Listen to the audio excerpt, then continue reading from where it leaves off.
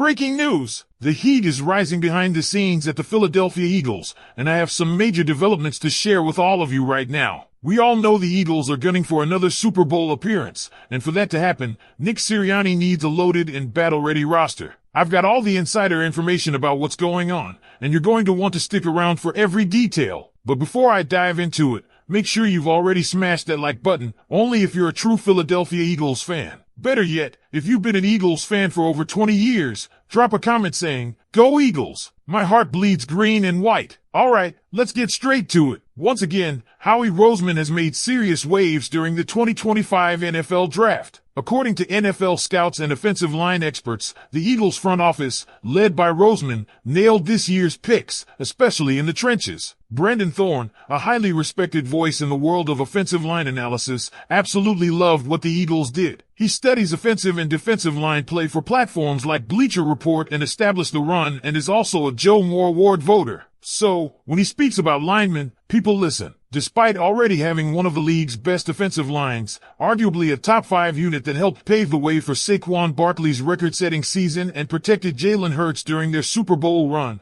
Roseman went right back to his blueprint: build the trenches. 3 new linemen were added to that already stacked group: Drew Kendall, center, Boston College; Cameron Williams, tackle, Texas; and Miles Hinton, tackle, Michigan, by way of Stanford. What's notable here is the value that Roseman snagged these guys at. Thorne had 4th-round grades on both Kendall and Hinton and a 3rd-round grade on Williams, who fell to the 6th. Thorne specifically praised Drew Kendall, not just for his experience, 37 starts in a zone-heavy run scheme similar to Philly's, but for his intelligence and technique. The expectation is that Kendall immediately secures the backup center job behind Cam Jurgens. That's huge considering Jurgens is now the 2nd highest paid center in the league and has battled injuries. Kendall has the traits to step in and be reliable, especially with NFL bloodlines. His father started over 150 games in the league. And this is a theme. Kendall and Hinton both come from football families with deep NFL roots, something Roseman values highly. Together, their fathers started 365 NFL games. That kind of pedigree matters when you're building long-term success. Let's talk about Cameron Williams. He was seen as one of the steals of the entire draft. He's a massive human being, but an easy mover, as scouts say. Sure, he's raw. He got beat by speed rushers at times, especially in the college football playoff, but he has legitimate upside. If he had gone back to Texas and cleaned things up, he might have been a first-rounder in 2026. That's how talented he is. And now, he's in Jeff Stoutland's pipeline, the gold standard in offensive line development. Miles Hinton is a similar story. Also huge, also raw,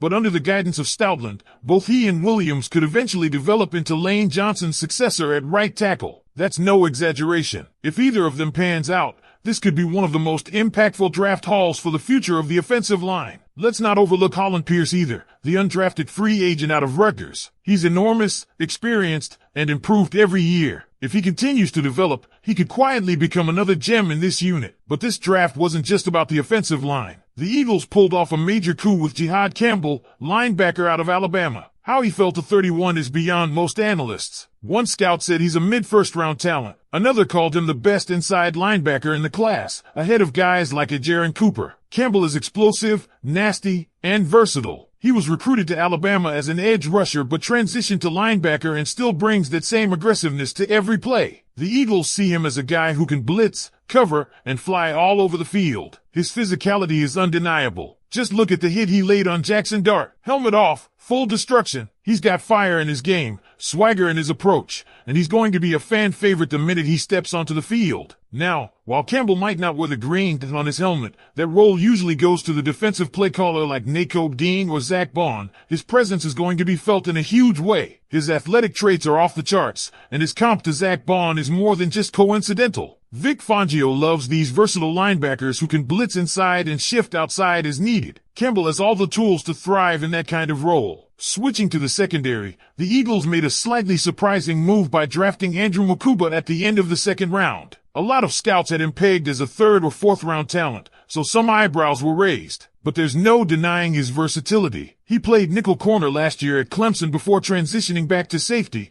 where he looked more comfortable. He's smaller, just 186 pounds, but he plays way bigger than his frame. One coach called him a missile. He's got that C.J. Gardner-Johnson vibe in terms of play style, high motor, hard hitter, fearless, but Gardner-Johnson is 20+ pounds heavier. Still, Mukuba's twitchiness, range, and ball skills made him one of the most targeted safeties in college football last season, and he gave up the lowest passer rating. That speaks volumes. Some scouts were concerned about his tackling. He can whiff badly at times, but his explosiveness and ability to cover both deep and in the slot give him serious value in today's NFL, especially in Fangio's scheme, where versatility is king. On the defensive line, Ty Robinson is getting a ton of buzz. The J.J. Watt comparisons are flying, and while that might be a stretch, there are some similarities. He's a bull in a china shop, according to one scout. At 290 pounds, he runs a 4.840. He's explosive in short bursts, has heavy hands, and can push blockers back into the quarterback. But the stamina is a concern. He can get gassed, and when that happens, his technique breaks down. Still, the talent is undeniable. Some scouts even think he can flex between defensive tackle and defensive end,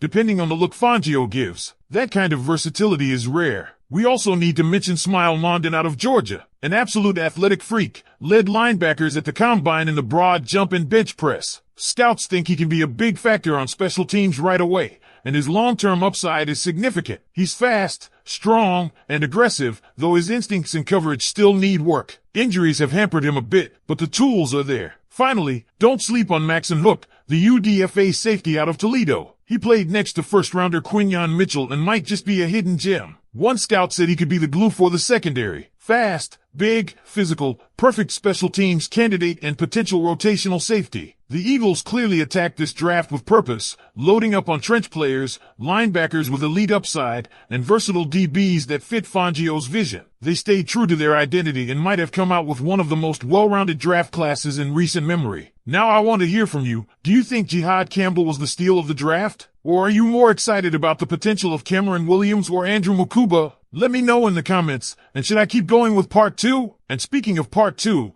let's pick up right where we left off, because there's still a lot to unpack from this Eagles draft class, and fans across Philly and beyond need to know what's really brewing inside that NovaCare complex. We've covered Jihad Campbell's fire, the trench reinforcements, and the surprises in the secondary, but there's something else that's becoming clearer with each report and scout quote we come across. This draft class wasn't just about finding starters, it was about building a foundation. Howie Roseman didn't just stack the deck with raw talent. He stacked it with guys who have been forged through adversity, football families, and elite-level competition. That kind of locker room culture doesn't just show up, it's engineered. And Roseman, along with Sirianni and Jeff Stoutland, are doing exactly that. Take, for example, Smile London, Georgia linebacker, combined standout, and one of the best pure athletes at his position. He wasn't a flashy pick, but insiders are calling him a prototype run-and-chase linebacker. One scout said it perfectly, he relies more on raw athleticism than pure instincts right now, but the ceiling is there. He's long, fast, explosive, and can blitz up the middle with authority. In Fangio's defense, he may not be asked to cover tight ends or running backs and man every down.